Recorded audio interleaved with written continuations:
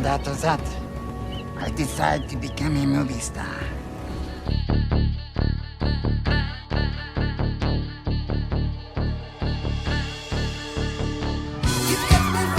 My legend is... Peter Dinklage is an American actor and film producer who has many outstanding works in his portfolio.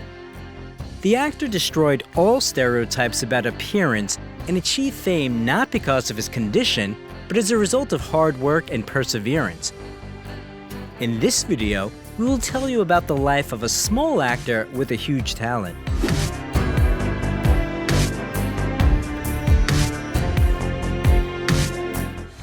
Peter Dinklage, how Tyrion from Game of Thrones lives and how much he earns. Peter Hayden Dinklage was born on June 11, 1969 in Morristown, New Jersey, in an ordinary family.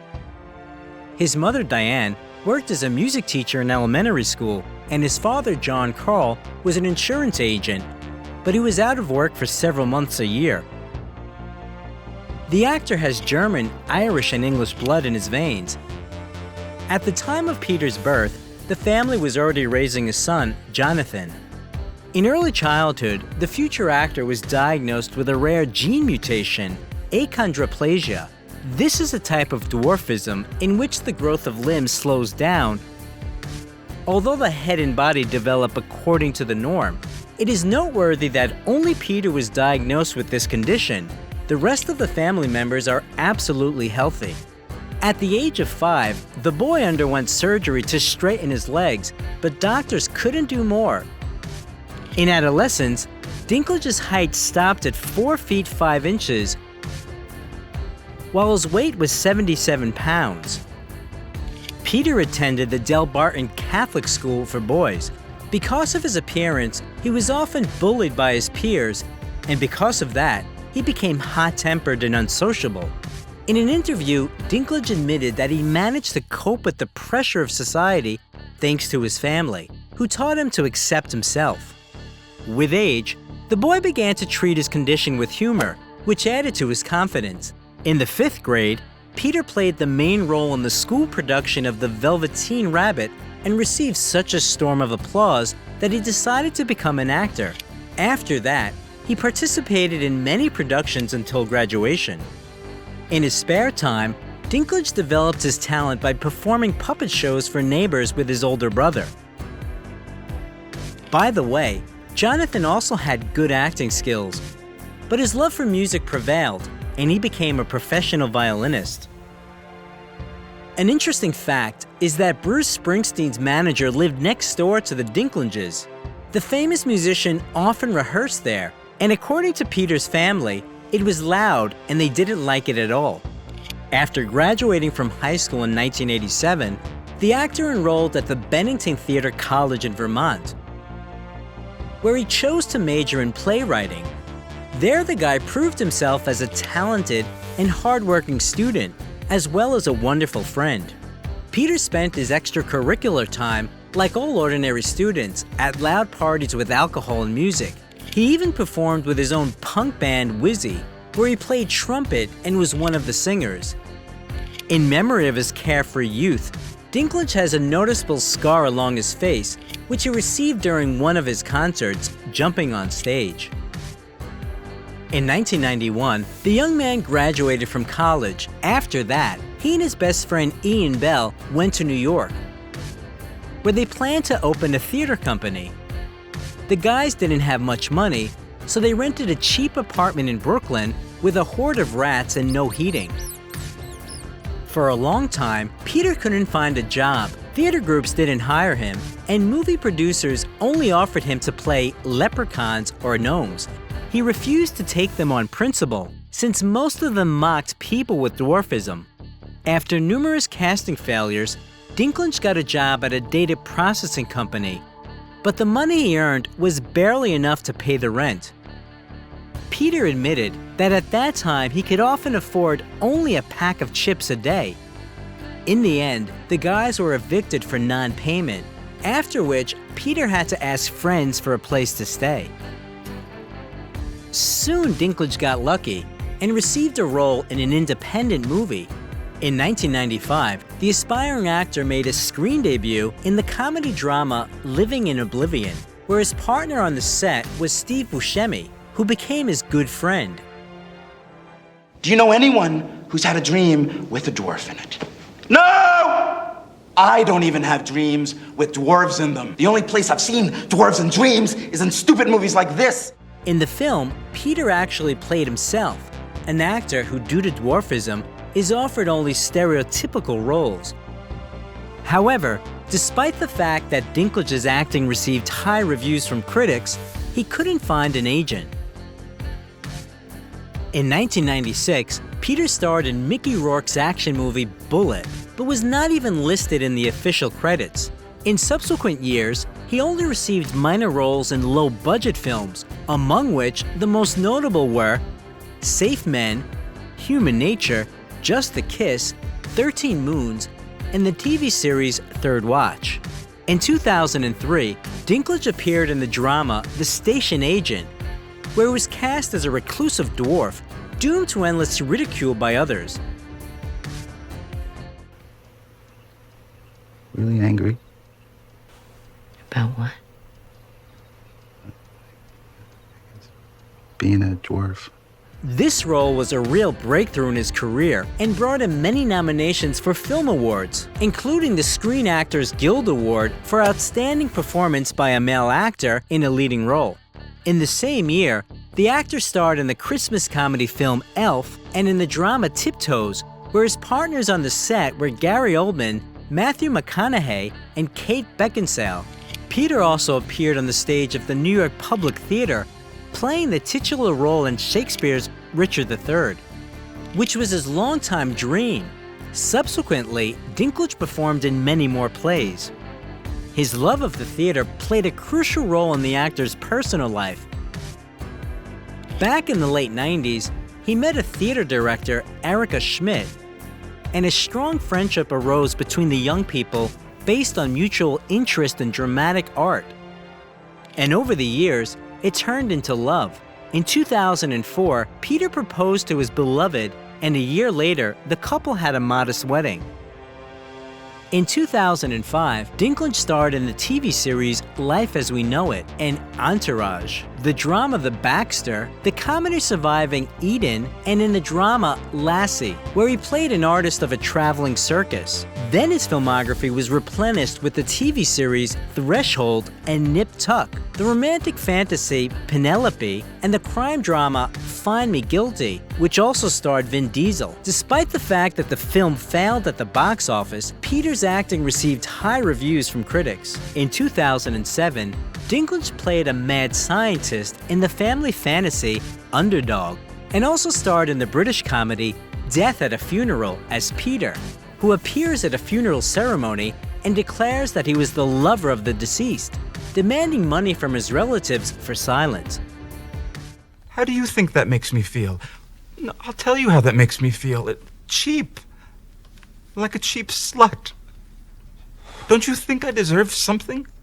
The film became so popular that 3 years later, they made an American remake where Peter again played the same character, only with a different cast. In 2008, the actor appeared in the movie Chronicles of Narnia, Prince Caspian, where he played the dwarf Trumpkin. After the release of the film, critics unanimously stated that Dinklage failed to eliminate the stereotypical image, and he himself considered participation in this project a great disappointment.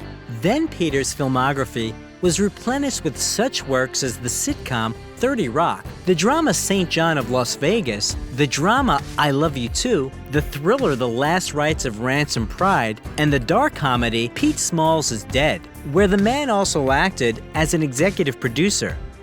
In 2011, Dinklage appeared in the romantic comedy drama A Little Bit of Heaven, as well as in the acclaimed series Game of Thrones, based on the series of novels A Song of Ice and Fire by George Martin. What you see is a dwarf. If I had been born a peasant, they might have left me out in the woods to die. Alas, I was born a Lannister of Casterly Rock. Things are expected of me. It is noteworthy that Peter became the first approved actor who didn't even participate in the casting. In the series, Peter played Tyrion Lannister, nicknamed the Imp, who led a rampant lifestyle. After the premiere of the first season, Dinklage's photo appeared on the cover of Rolling Stones. Playboy magazine called him a sexy man, and GQ awarded him the title of Stud of the Year 2011. The actor himself is skeptical about these titles, as he doesn't believe that in reality, women will be interested in people with dwarfism. Subsequently, Peter starred in 7 more seasons of Game of Thrones, until 2019. In an interview, he admitted that when he got his hands on the script, he started reading it from the end to make sure that his character would live to see the last episode. At the same time, with each season, the popularity of his character only increased, and eventually he took second place in the ranking of the best characters of the series, second only to his on-screen sister, Cersei. At some point, I want to hear how a Night's Watch recruit became king in the north. As long as you tell me how a Lannister became hand to Daenerys Targaryen. Long and bloody tale. To be honest, I was drunk for most of it. By the way, Lena Headey, who played Cersei, is a longtime friend of Peter, and he advised the directors to invite her to the role. It's worth mentioning that among the actors of the series, Peter received the largest number of awards: 4 Emmys, a Golden Globe Award, a Saturn Award, and a Screen Actors Guild Award. And the New York Times called Peter Dinklage one of the 8 actors who turned television into art. Game of Thrones has become the most successful HBO project of all time, as well as the most expensive in the fantasy genre. According to some reports, Peter's fee per episode was $150,000 in the first 2 seasons, $300,000 in the 3rd and 4th seasons, $500,000 in the 5th and 6th seasons, and the last season brought him $1.1 million per episode. Thus, Dinklage's total income from filming in the series exceeded $30 million.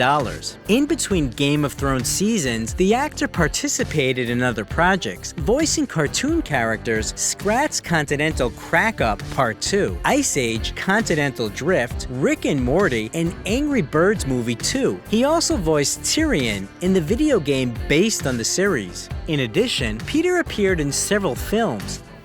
In 2013, his filmography was replenished with the drama A Case of You and the comedy Knights of Badassdom. And in 2014, he appeared in the dramas Lowdown and The Angriest Man in Brooklyn, as well as the fantastic action movie X-Men: Days of Future Past, where he played the evil scientist Boulevard Trask. By the time you see the need for my program, it'll be too late. And you will have lost 2 wars in 1 lifetime. It's worth noting that Dinklage wanted to star in this film so much that he agreed to the role without even reading the script. His acting received high reviews from critics, and he himself was nominated for the MTV Channel Award for Best Villain. In 2015, Peter starred in the drama Taxi and in the fantastic comedy Pixels, which was criticized and was nominated for the Golden Raspberry Anti Award. In 2016, Dinklage, together with his business partner David Ginsburg, founded a film production company, Estuary Films. In the same year, his filmography was replenished with the comedy The Boss, and in the following year, he appeared in the detective Rememory, the dramas 3 Christs and 3 Billboards Outside Ebbing, Missouri, starring Frances McDormand and Woody Harrelson. You 2 boyfriend and girlfriend? Early stages, you know? Is that right? We had a couple dates.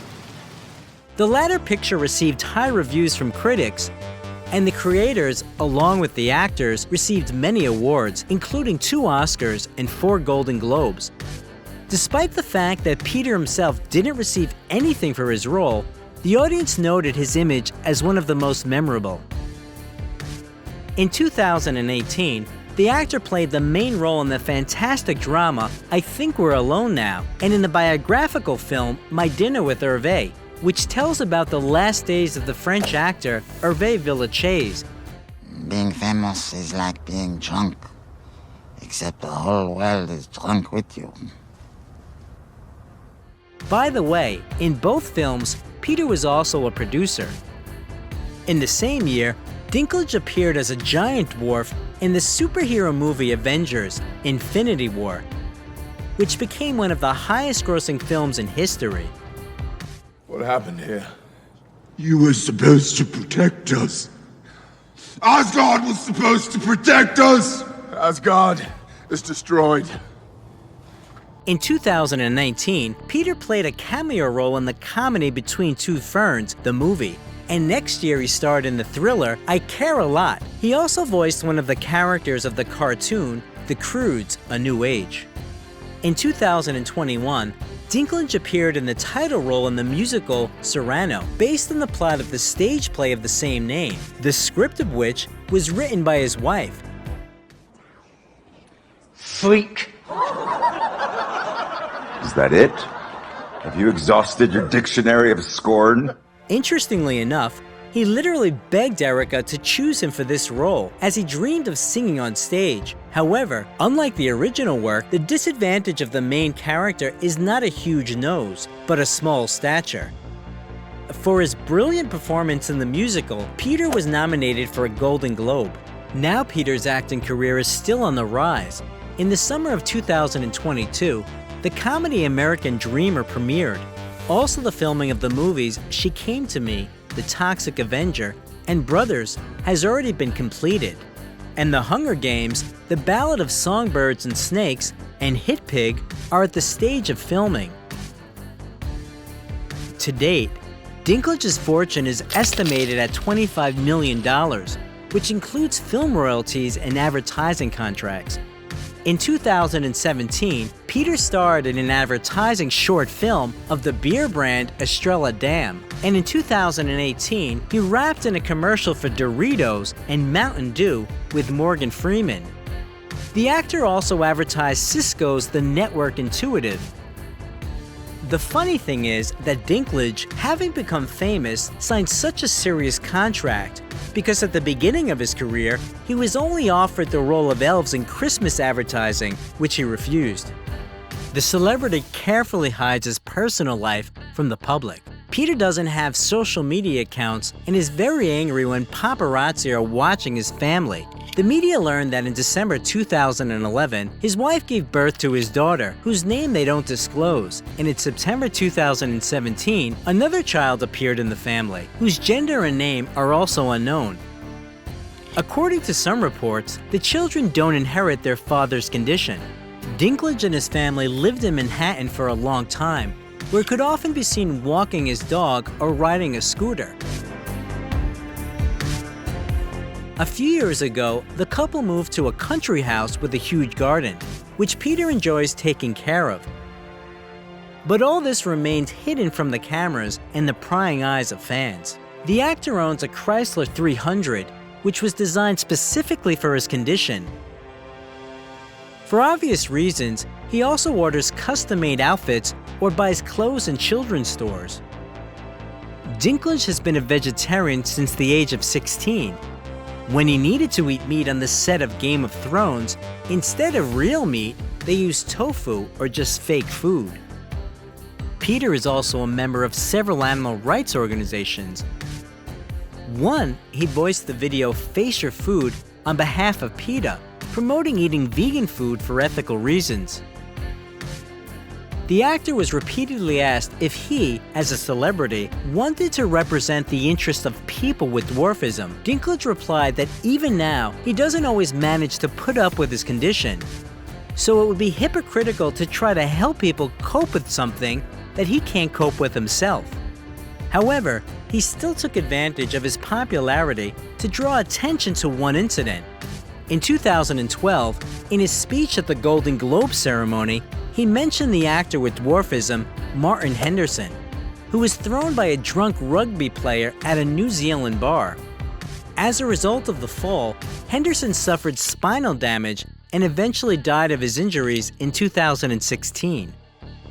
Peter became world famous after the release of Game of Thrones, but his filmography is full of other outstanding works. What movie with Peter Dinklage do you like the most? How Mel Gibson Lives and What Happened to Him. Malcolm Gerard Gibson was born on January 3, 1956 in suburban New York. He was the sixth child in his Irish Catholic family. The boy was named after Saint Mel and Saint Columcille, who is venerated as one of the 12 disciples in Ireland. His parents, Patricia and Hatton Gibson, were ordinary, deeply religious people. They saw the meaning of life in their children, thus the family turned out to be quite large. They had 11 children in total. It seems that the great future of Mel was genetically determined because his paternal grandmother was an Australian opera star and his grandfather was a millionaire. He owned a successful tobacco business in the American South. The second ingredient in the formula of success was his parents' boundless love and care. They did everything they could to support the children. However, the family couldn't be called well off. The father was a conductor on the New York Central Railroad, where he sustained occupational injury. Having a high IQ and iron will, Hutton sued his former employer and got a substantial compensation of $145,000. Moreover, his sharp mind allowed him to win $21,000 in an international game show, and this money was very useful when the USA was about to enter a large-scale war conflict in Vietnam. The head of the family didn't want to risk the lives of their children, who would be eligible to be drafted for service to fight in a war, and he decided to move his family to Australia. Mel successfully graduated high school and got a parallel religious education, dreaming to become a journalist. But his sister helped him a lot to choose his future vocation. She knew that her brother was very artistic and liked to prank people, so she applied to Sydney National Institute of Dramatic Art on his behalf. Gibson himself was not very eager to go there. The day before the audition, he got very drunk and had a fight, and because of that, he didn't look very well. Fortunately, the commission liked this rough look, and he started his studies, living with his friends in Sydney.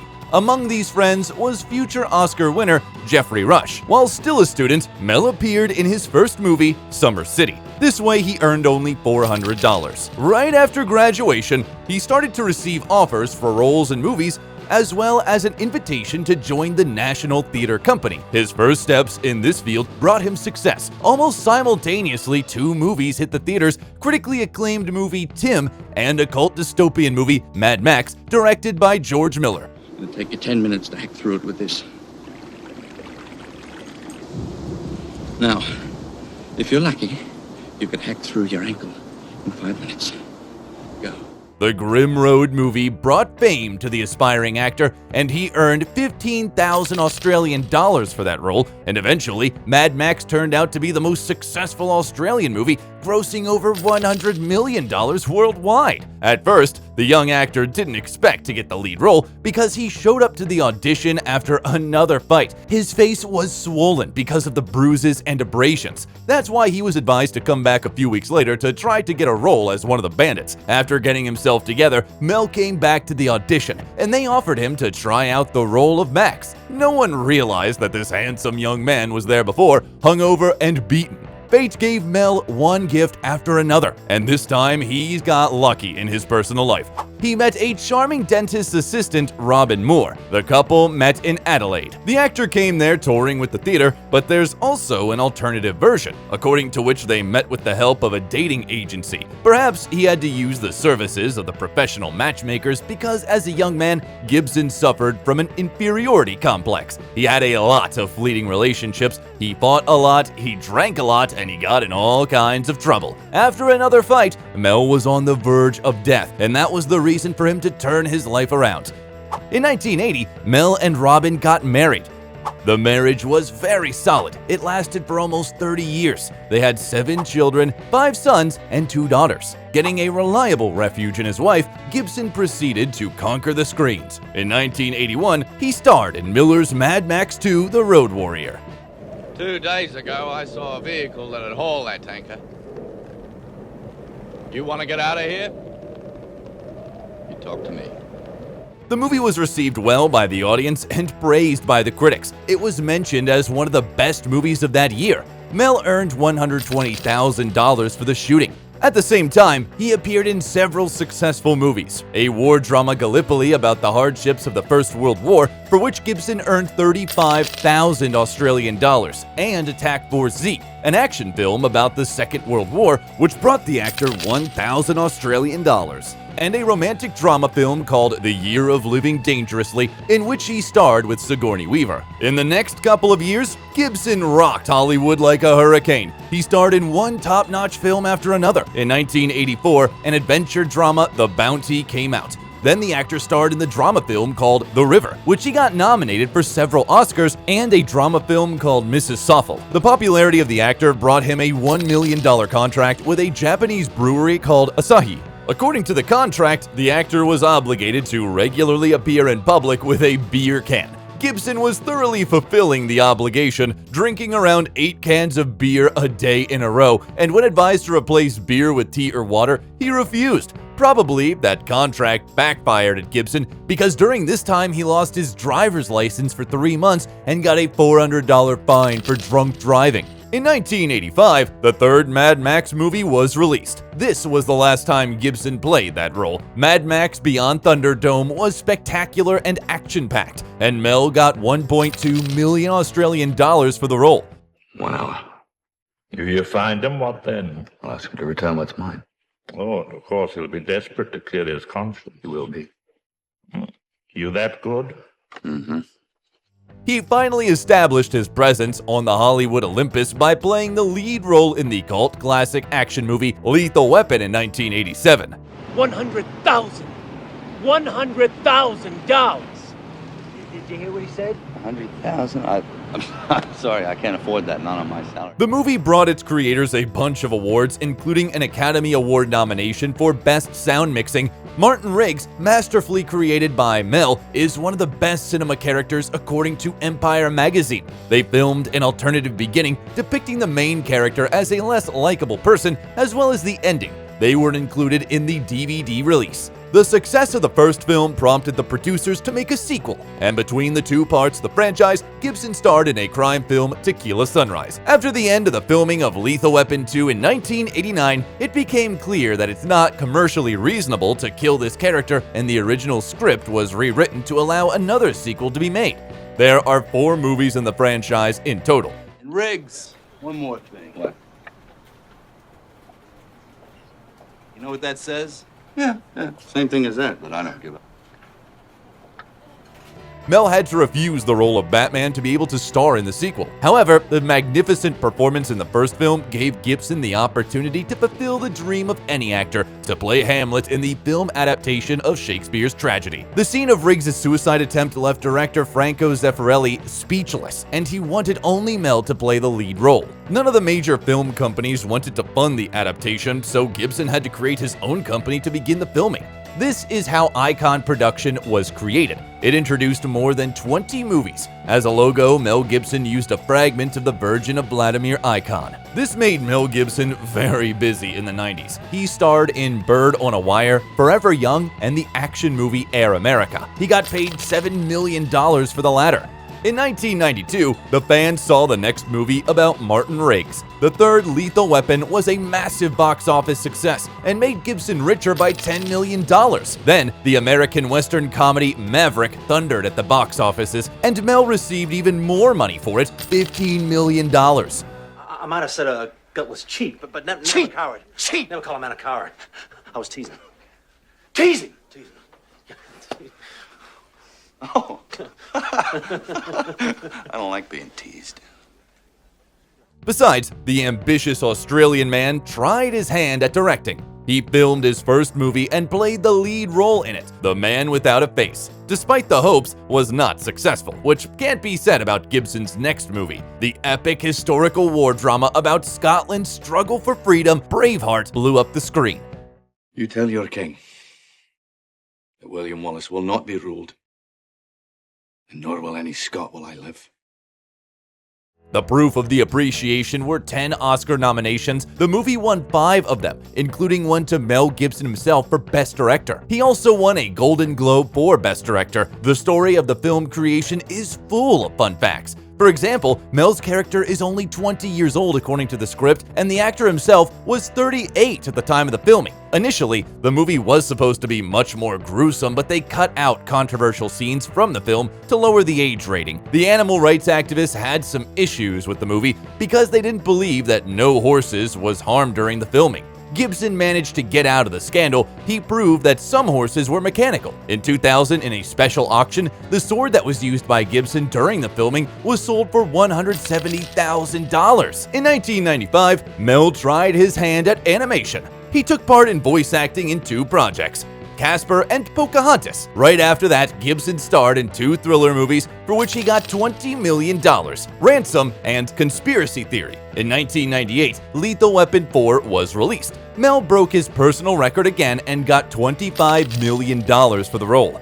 Moreover, he signed a profitable advertising contract with a Japanese company, Subaru, and appears in the commercial driving a right-hand drive Legacy sedan through Stockholm and New York. By the way, Mel himself chose another Japanese car. He's driving a modest sedan Toyota Cressida. At the turn of the century, the fans saw Mel in another action movie called Payback and in The $1 Million Hotel. He also voiced a character in Chicken Run. The historical drama, The Patriot, was praised by the audience, for which Gibson got $25 million. I understood you to be a patriot. If you mean by patriot, am I angry about taxation without representation? Well, yes, I am. It's peculiar that Mel asked to make several changes to the script. They added another child to the 6 children the character had because at that moment, Mel himself had 7 children. The movie, What Women Want, holds a special place in Mel's career. You ever consider dating a woman who wears real underwear? You know, the kind that covers the entire bottom the way it's supposed to. No, but if I ever do, should I give you a call? A hoax and prank enthusiast, he brilliantly played the role of a charming ladies' man who gained the ability to hear women's thoughts after being electrocuted. The comedy film was a smashing hit, getting over $374 million in the worldwide box office. It was ranked 4th among the most successful movies of 2000. At the same time, Mel got into a huge-scale pharmaceutical war waged by the United States Department of Health and Human Services. It was trying to restrict the consumption of vitamins by the Americans. As a protest, Gibson appeared in a video in which his home is raided by a SWAT team. The actor, wearing a bathrobe and holding a vitamin C container, says to the SWAT team, "It's just vitamins." Since the early aughts, Gibson has not been that active as an actor. He appeared in such films as Signs and We Were Soldiers, which brought him $50 million in total, a musical crime comedy, The Singing Detective, and the TV series Complete Savages. Mel spent more and more energy and resources on his own projects, mostly as a director. His 2004 epic biblical drama film, The Passion of the Christ, was a really huge event. The movie shocked the public, depicting the last 12 hours of the life of Jesus Christ. The dialogues in this movie were written in reconstructed Aramaic, ancient Hebrew, and Latin. Gibson, after the release of the movie, proclaimed that the Holy Spirit was the real creator of the film and he was just a vehicle. He even donated $100 million to the Catholic Church. The filming process was very difficult. The lead actor was constantly injured, including a lightning strike. To make it more authentic, they decided to avoid using CGI. The job was done exclusively by makeup artists who spent 10 hours on it. Moreover, the actor who played Jesus received real lashes and carried a real wooden cross weighing 154 pounds. Thanks to this selfless and rigorous approach, the movie turned out to be grand. The whole society was shocked, including Pope John Paul II, who praised the movie, and Gibson's daughter Hannah was so impressed that she even expressed a desire to take the veil and become a nun. The phenomenal box office receipts of the movie was no surprise. It earned $609 million worldwide. Because of that, it is still in the top 10 of the highest grossing R-rated movies. After the filming, Mel decided to buy the lush green Mago Island in Fiji archipelago measuring 8 square miles for $15 million. He said he plans on preserving the island's original condition for recreation, and he remains true to his words. The satellite images show only dirt airstrip, Mel Gibson's mansion in the northern part of the island, and houses of locals who are paid by the actor. The next large-scale project of the Icon Company was the mystical movie Apocalypto, based on the historical myths and legends of the Maya tribe. Gibson was the producer, the director, and the screenwriter of the movie. Same as in the previous movie, Mel tried to make it as authentic as possible and didn't trust CGI to do the job. It was filmed mostly in the Mexican state of Veracruz, and they reconstructed step pyramids very close to the original. In the movie, Mayans are depicted as very cruel people, which was criticized by many historians, and representatives of one of the ethnic communities filed a report to the Human Rights Commission of the Yucatan state. At the same time, there was a huge scandal when Mel was arrested for drunk driving again. This time, the movie star acted really inappropriately, shouting anti-Semitic slogans and racial slurs. This stunt almost ruined Gibson's reputation, but he got away with it. He publicly apologized, speaking about lapses in judgment he's having from time to time. After this incident, Gibson retreated into the shadows for 10 years and didn't film any movies. Craving for solitude, in 2007, Mel bought a mansion with a plot of land of 400 acres on the Costa Rica coast. He's been thinking about buying a piece of this picturesque land when he was searching for a location for the Apocalypto shooting. He bought it for $26 million. This ranch consists of a villa surrounded by tropical forest and a cute backyard. The home features several classic colonial-style bedrooms, wood-dominated dining rooms, and an on-site pool. Later, Mel tried to sell the house for $35 million. After all, Mel Gibson is not just a great actor, but a good businessman as well. He knows how to sell. In 2007, he sold another mansion in the Tudor style in Connecticut for $40 million, which he bought in 1994 for $9 million. This 15-bedroom castle-like mansion is surrounded by a stunningly beautiful garden, and the interiors of the living room with fireplace, library, and dining room are strikingly rich and charmingly old-fashioned. This break from the film industry and property purchase can be explained by the problems in his personal life. In the spring of 2009, there were rumors that Mel's solid family split up. Allegedly, the spouses had not been living together for 3 years. Soon, Gibson showed up to the premiere of X-Men Origins Wolverine with a Russian pianist and singer Oksana Grigorieva. She met Gibson during the filming of one of the movies, and pretty soon, the smitten actor became the producer of her album. There is a theory that the meeting was not an accident, but was organized by a known in certain circles matchmaker, Peter Listerman. However, this information is not confirmed at all. After the joint appearance in the news about Oksana being 4 months pregnant, Robin filed for divorce and got half of the net worth of the adulterer, $850 million. Besides that, Mel has to pay half of his income to his ex-wife, and later she got 2 Malibu mansions worth a total of $22.5 million. Actually, the breakup fee of the Gibsons is considered to be one of the largest in the history of Hollywood. In October 2009, Mel and Oksana had a daughter, who became the 8th child of the actor. The new family with newborn Lucienne lived in a $11.5 million mansion situated in Malibu.